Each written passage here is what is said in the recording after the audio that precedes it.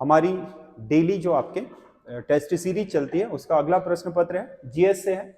इसमें general study के सारे जो भी आपके पार्ट्स आते हैं, ज्योग्राफी, पॉलिटी, इकोनॉमी, हिस्ट्री और उसके अलावा कंप्यूटर और रीजनिंग, उन सभी को इसमें सम्मिलित किया गया है। तो आप इसे अच्छे से करिए। पीडीएफ हमारे टेलीग्राम चैनल संजय देव क्लासेस से प्राप्त कर लें और उसके बाद वहां सॉल्व करने के बाद यहाँ से मिलान कर लें। यहाँ मैं इसका आंसर आपके विस्तार सहित बता दे रहा हूं। तो इसमें आपका जो पहला क्वेश्चन है, भारतीय संविधान में अल्पसंख्यकों को मान्यता किस आधार पर दी गई है? भारतीय संविधान में अल्पसंख्यकों को मान्यता, अल्पसंख्यक, हमारे भारतीय संविधान में अल्पसंख्यक उन्हें कहा गया है जिनका आबादी में प्रतिनिधित्व 50% से कम है। इसका मतलब ये हुआ कि भारत में हिंदुओं को छोड़ करके, क्योंकि 80% के लगभग आबादी हिंदू की है, शेष जो भी हैं वो सब अल्पसंख्यक कहलाएंगे। चाहे उनकी आबादी करोड़ों में हो परंतु वो अल्पसंख्यक ही कहलाएंगे। जैसे मुसलमान भी अल्पसंख्यक हैं, सिख भी हैं, ईसाई हैं, आपके बौद्ध हैं, जैन हैं, सब आपके अल्पसंख्यक ही कहलाएंगे। तो इसमें भारतीय संविधान में अल्पसंख्यकों की मान्यता का आधार जनसंख्या में उसका उनका प्रतिनिधित्व है। जनसंख्या में उनका प्रतिनिधित्व, धार्मिक आधार पर नहीं है अल्पसंख्यक, जनसंख्या कितनी है इसके आधार पर है। अगला क्वेश्चन है, निम्नलिखित में से कौन सा एक युग्म गलत है? आइसोहाइट, आर्द्रता, आइसोबार दाब, आइसोहेल सूर्यताप, आइसोथर्म। आइसोथर्म है आपका तापमान। तो ये आपका इनमें से जो गलत है आइसोहाइट है। एक्चुअल में ये आर्द्रता को नहीं, ह्यूमिडिटी को नहीं दर्शाता है, बल्कि ये रेनफॉल को दर्शाता है। मतलब मानचित्र पर एक समान वर्षा वाले स्थानों को दर्शाने वाली रेखा को आइसोहाइट कहा जाता है, आर्द्रता को नहीं। हालांकि आर्द्रता वर्षा से ही होती है, लेकिन ह्यूमिडिटी और वर्षण में अलग अलग अंतर है, क्योंकि ह्यूमिडिटी तो कम और ज्यादा भी हो सकती है। वर्षण तभी होगा जब आपका सापेक्ष आर्द्रता कितनी हो, 100% हो, तभी आपका वर्षा हो सकती है। तो आइसोहाइट इसको नहीं दर्शाती। तो ये आपका रेनफॉल, मतलब वर्षा की मात्रा को, समान वर्षा की मात्रा को दर्शाने वाली जो मानचित्र पर रेखा होती है उसे दर्शाती। अगला क्वेश्चन है, प्रेरीज घास के मैदानों में पाए जाने वाली मृदा को क्या कहा जाता है? प्रेरीज, प्रेरीज नॉर्थ अमेरिका मतलब उत्तर अमेरिका, जिसे हम यूएसए और कनाडा बोलते हैं, उनमें विस्तृत घास के मैदानों को प्रेरीज कहा जाता है। इन घास के मैदानों में पाई जाने वाली जो मिट्टी होती है उसे चरनोजेम मिट्टी कहा जाता है। चरनोजेम मिट्टी कहा जाता है इसे। अगला क्वेश्चन है, जैन धर्म के विषय में कौन सा कथन सत्य है? यह कर्मवाद पर विश्वास करता है, यह कर्मवाद पर विश्वास नहीं करता है, यह कर्मवाद का जिक्र ही नहीं करता, यह कर्मवाद की आलोचना करता है। देखो, कर्मवाद का जिक्र भी है और कर्मवाद को जैन धर्म मानता भी है, और कर्मों से आपके बहुत हद तक ये माना जाता है कि जो हमारा जीवन है वो आपका संचालित होता है, ऐसा जैन धर्म में माना गया है। तो कर्मवाद पर विश्वास करता है, ये सही आंसर होगा। नहीं करता है तो है ही नहीं। जिक्र नहीं है, ये भी नहीं है, कर्मवाद का जिक्र है। कर्मवाद की आलोचना भी नहीं करता है, बल्कि कर्मवाद को बहुत ज्यादा महत्व तो नहीं देता है, परंतु क्या कर्मवाद एक आपके जो जैन धर्म है उसमें एक तत्व है जिसमें कर्म को जीवन के लिए एक आवश्यक आधार माना गया है। अगला क्वेश्चन है, त्रिपक्षीय संघर्ष में भाग लेने वाला पहला पाल शासक कौन था? त्रिपक्षीय संघर्ष में भाग लेने वाला पहला पाल शासक, त्रिपक्षीय संघर्ष जो हर्षवर्धन की मृत्यु के बाद भारत में अपने वर्चस्व के लिए लड़ाई हुई थी, कन्नौज की गद्दी के लिए जो लड़ाई हुई थी, उसमें 3 शक्तियों ने भाग लिया था। पश्चिम की ओर से गुर्जर प्रतिहार, दक्षिण की ओर से राष्ट्रकूट, और आपके पूर्व की ओर से पाल, मतलब बंगाल से पाल थे। और पालों में जो पहला शासक था जिसने त्रिपक्षीय संघर्ष में भाग लिया था वो था धर्मपाल, जो आपके इस वंश का द्वितीय शासक था। इस वंश की स्थापना गोपाल ने करी थी, लेकिन उसका पुत्र जो था धर्मपाल, ये बहुत ही महान शासक हुआ इस धर्म में, और इसी ने सबसे पहले त्रिपक्षीय संघर्ष में भाग लिया था पालों की ओर से। भारत से पहले कितने देशों ने परमाणु बम तैयार कर लिए थे? भारत का जो परमाणु परीक्षण हुआ था 1974 तक भारत ने परमाणु परीक्षण कर लिया था। ऑपरेशन स्माइलिंग बुद्धा भारत के पहले परमाणु परीक्षण का नाम था। उससे पहले दुनिया में यूएसए, जिनके पास परमाणु बम थे, यूएसए, रूस, चीन, फ्रांस और इंग्लैंड। इन 5 देशों के पास परमाणु हथियार थे। यही आपके संयुक्त राष्ट्र जो आपका सुरक्षा परिषद है उसके 5 स्थायी सदस्य भी हैं। इन्हीं के पास थे सबसे पहले परमाणु बम। भारत छठा देश बना जिसने अपना परमाणु परीक्षण करा, जिसके लिए भारत को बहुत समस्याओं का सामना भी करना पड़ा। आर्थिक प्रतिबंध लगाए गए, दुनिया से अलग थलग करने का प्रयास किया गया, क्योंकि भारत ने ना तो परमाणु अप्रसार संधि पर हस्ताक्षर किए हैं और ना ही आपके जो आपका जिसे हम सीटीबीटी बोलते हैं उस पर हस्ताक्षर है, क्योंकि ये आपके अंतरराष्ट्रीय स्तर पर परमाणु बमों को रोकने के लिए बनाई गई संधियां हैं। भारत किसी का भी आपका मेंबर नहीं है और भारत ये मानता है कि ये पक्षपातपूर्ण है, अमेरिका के जैसे देशों के पास भी नहीं होना चाहिए। भारत कहता है कि दुनिया अगर निशस्त्रीकरण करेगा तो भारत पहली पंक्ति पर खड़ा होगा, पहले नंबर पर खड़ा होगा, लेकिन पूरी दुनिया के लिए एक समान नियम होने चाहिए कि 2-4 देशों के पास हो और 2-4 देशों के पास हो और वही वर्चस्व बनाए, ये मंजूर नहीं है। इसीलिए भारत ने परमाणु परीक्षण उसके बाद कर लिया, जिसे ऑपरेशन स्माइलिंग बुद्धा नाम दिया गया था। रॉ जो भारत का क्या है आपका रिसर्च एंड एनालिसिस विंग है, उसके एक गुप्त अभियान के तहत इसे संचालित किया गया था। ईस्ट इंडिया कंपनी में भारत में शासन का अधिकार किस वर्ष छीना गया? ईस्ट इंडिया कंपनी से देखो, भारत में व्यावसायिक अधिकार तो ईस्ट इंडिया कंपनी के पास शुरू से थे और लास्ट तक रहे, क्योंकि ईस्ट इंडिया कंपनी भारत में व्यापार करने के लिए ही आई थी। उसे जो महारानी की तरफ से आपके आज्ञा पत्र मिला था 1600 ईस्वी में, वो आपके पहले 15 वर्षों के लिए था, फिर अनंत काल के लिए बढ़ा दिया गया 1609 में। तो व्यापारिक कंपनी तो थी ही, लेकिन 1857 की जो आप 1757 में जो प्लासी का युद्ध हुआ था, उसके बाद इनके पास बंगाल की सत्ता आ गई और 64 में जो आपका बक्सर का युद्ध जीता इन्होंने, उसके बाद इनके पास लंबी चौड़ी उत्तर भारत में उड़ीसा, बिहार और बंगाल की तो दीवानी के अधिकार भी मिल गए, बाकी दिल्ली तक इन्हें अन्य अधिकार मिल गए, यानी कि शासन में आ गई है। यहां से ये आपके एक तरीके से राजा भी हो गए ईस्ट इंडिया कंपनी।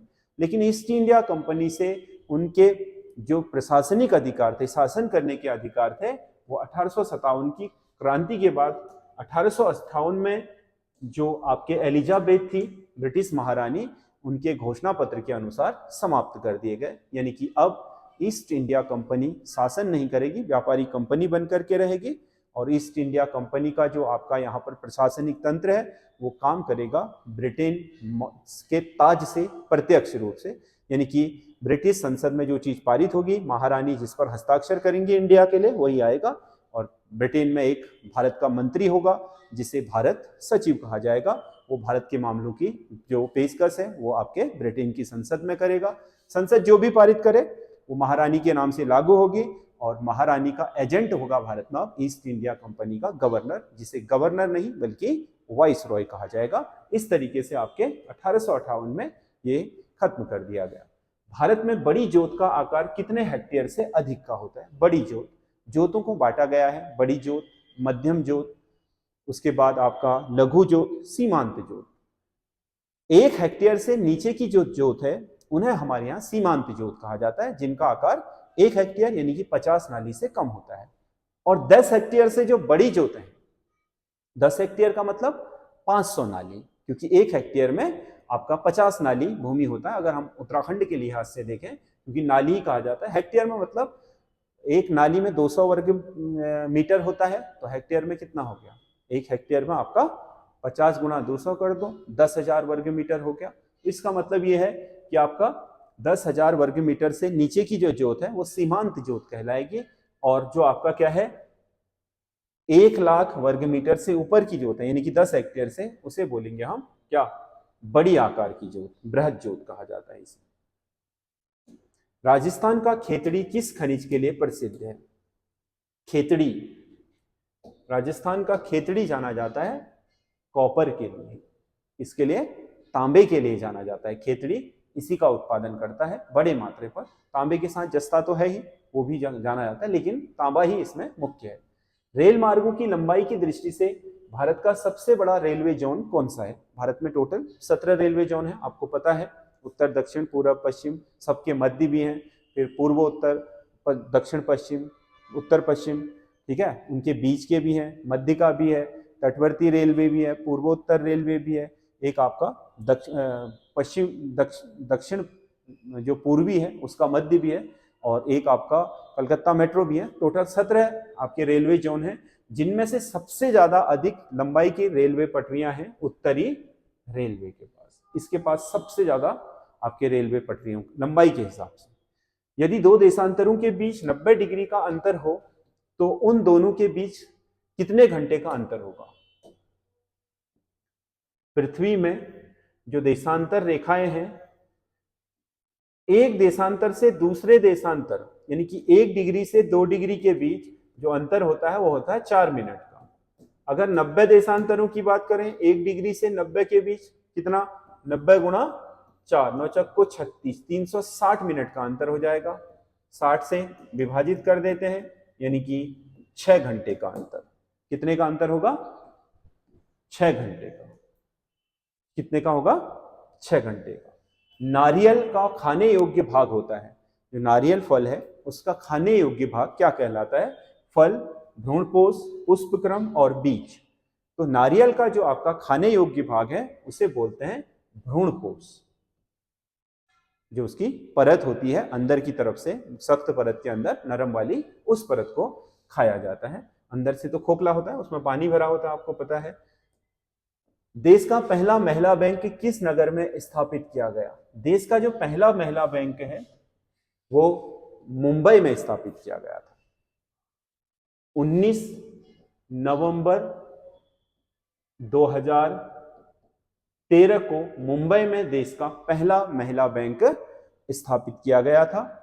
ये इंदिरा गांधी की पुण्यतिथि होती है नवंबर, उसी पर आपके स्थापित हुआ था।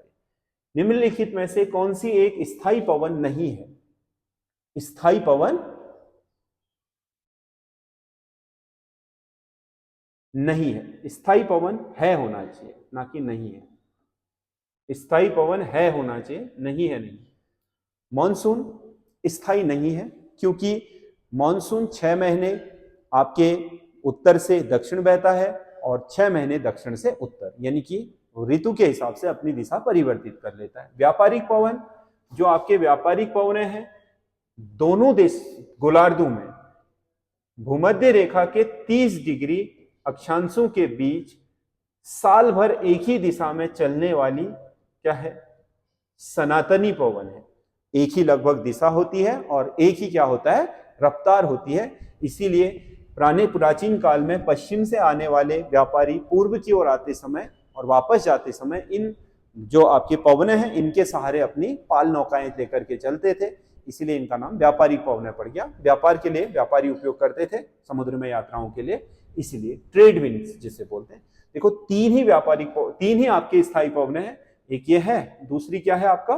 पछुआ पवने, जो आपके 30 डिग्री से 60 डिग्री है, और ऊपर ध्रुवों में जो पवने हैं ध्रुवीय पवने, ये स्थायी है, सनातनी है, हर समय एक ही दिशा में चलते रहते हैं, इसीलिए इन्हें सनातनी या स्थायी पवने बोलते हैं। जो जैसे घाटी और पर्वत समीर है, तो पर्वत से घाटी की ओर बहने वाली जो पवने होती हैं वो कभी ऊपर से नीचे बहती हैं, कभी नीचे से ऊपर बहती हैं।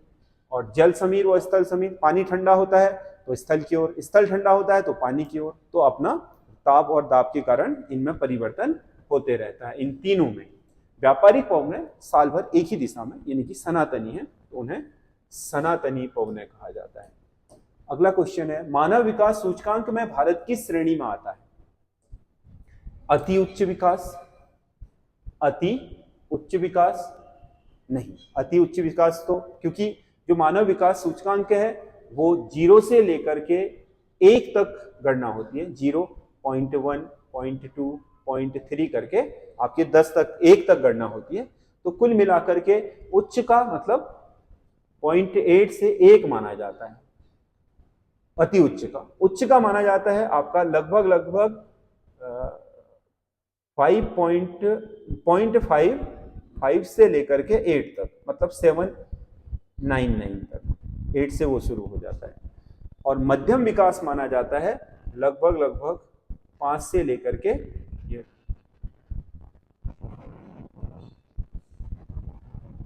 6 तक, 6 मान के चल लो, ये जो बीच का है ये आपका 5.5 या 6 तक रहता है। तो अल्प विकास 5 से नीचे वालों को सब अल्प में रखा जाता है। तो भारत इसमें आता है मध्यम विकास श्रेणी में। मानव विकास सूचकांक में जो रैंकिंग तय होती है उसमें भारत मध्यम विकास श्रेणी में आता है। कौन सा एक विषाणु जनित रोग है? विषाणु यानी कि आपका वायरस जनित रोग है। डिप्थीरिया, डिप्थीरिया बैक्टीरिया जनित है। माइक्रोबैक्टीरियम डिप्थीरी, बैक्टीरियम लगा है देखो कोड। माइक्रोबैक्टीरियम लेप्रोसी यानी कि माइक्रोबैक्टीरिया इसमें भी। चिकनगुनिया, चिकनगुनिया का वायरस चिकनगुनिया ही होता है, मच्छर के द्वारा फैलता है वायरस है ये चिकनगुनिया। निमोनिया आपका जो माइक्रोबैक्टीरियम निमोनी है उसके द्वारा होता है। तो कुल मिलाकर के ये तो सब बैक्टीरिया जनित रोग हैं, यानी कि विषाणु जीवाणु जनित, ये है आपका विषाणु जनित। विषाणु मतलब वायरस जनित। दी गई श्रृंखला में प्रश्नवाचक के स्थान पर कौन सी संख्या आएगी? ये आपकी एक श्रृंखला बनी हुई है, तो इसके स्थान पर कौन सी संख्या? तो इसमें देखो डिफरेंस से ही पता चल जा रहा है। 15 का है, 15 का है, 15 का है, 15, 15, इसमें 15 जोड़ेंगे तो 52 आएगी, 52 में 15 जोड़ेंगे तो 67 आएगी। तो ये इसका सही है। कौन सा एक 3 से अन्य 3 से विषम है? अब इसमें थोड़ा बहुत हमें कैलकुलेट वो करना पड़ेगा गिनती। जैसे हम ABCD लिखते हैं,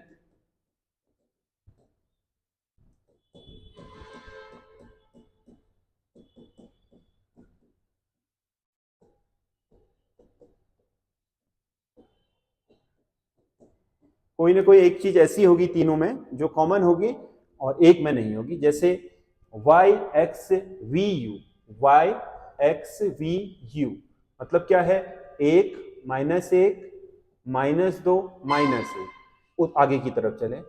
ORQP, ORQP, ORQP। तो इसमें क्या है? OR 1 2 3 +3, R क्या है उसके बाद? Q के बाद R क्या है? -1। Q के बाद की क्या है? P क्या है? -1। अगला क्या है? KJHG, KJHG -1, -2, -1। देखो K से J -1, J से H -2, H से G -1। अगले वाले में क्या है? MLJI, MLJI -1, J, L से J -2 और J से I -1। तो इन तीनों में तो -1 -1 चल रहा है, इसमें अलग चल रहा है, तो यही इनसे क्या होगा? भिन्न होगा। अगला क्वेश्चन है, प्रश्न आकृतियां दी गई हैं, नीचे उत्तर आकृतियां हैं। प्रश्न आकृतियों में आपका पहली आकृति, दूसरी आकृति, तीसरी, चौथी पूछ रहा है। तो इनमें से उत्तर आकृतियां ये हैं, कौन सी होगी? देखो पहली आकृति में आपके 2 लाइनें हैं, अगली में बढ़कर के 3 हो गई हैं, अगली में बढ़कर के 4। तो यहां क्या होनी चाहिए? क्रम के अनुसार 5। क्या होना चाहिए? क्रम के अनुसार 5। तो इसमें 5 वाली कौन सी दिख रही है? ये वाली। तो यहां पर ये वाली बी आकृति होगी। अगला क्वेश्चन है, रिक्त स्थान की पूर्ति कीजिए, यानी कि प्रश्नवाचक चिन्ह के स्थान पर क्या आएगा? तो इसमें देख लो 1 4 2। तो ये दिख रहा है, ये सब क्या है? आपके वर्ग दिख रहे हैं संख्याओं के। 1 4 2, 7 का वर्ग 49, यानी कि इनका जोड़ करके उसे वर्ग किया जा रहा है। ये कितने हो रहे हैं जोड़ करके? 7, 7 का वर्ग 49। ये कितने हो रहे हैं जोड़ करके? 8, 8 का वर्ग क्या? 64। तो ये इनकी संख्या क्या होनी चाहिए? 169 किसका वर्ग होता है? 13 का वर्ग। तो इनकी जो संख्या होनी चाहिए वो मिला करके 13 होनी चाहिए जोड़ करके। तो 8 तो ये है, यहाँ 5 होगा, 5 दूना 10 3 13। तो इसका सही आंसर होगा 5। अगला क्वेश्चन है, संतोष एक गाड़ी में यात्रा कर रहा था, वहां वह एक पुरुष और 5 महिलाओं से मिला। हर महिला की गोद में एक बच्चा था। तो बताइए डिब्बे में कुल कितने लोग थे? एक तो खुद स्वयं कौन है? देखो उसने ये नहीं कहा कि वहां एक पुरुष था, उसने ये कहा है वहां एक पुरुष से और 5 महिलाओं से मिला, यानी कि जिससे मिला है वो अन्य पुरुष है।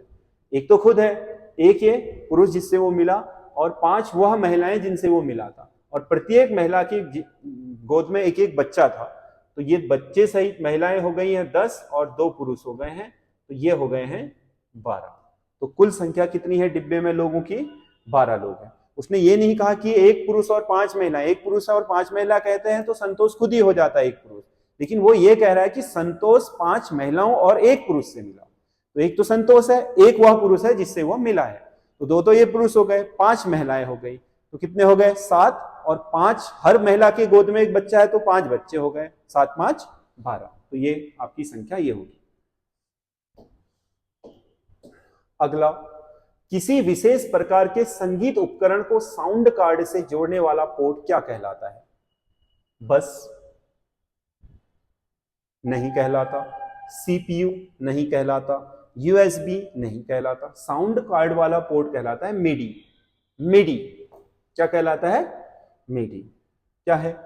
मिडी का फुल फॉर्म क्या होता है? Musical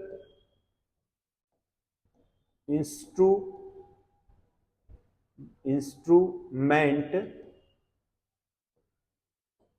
digital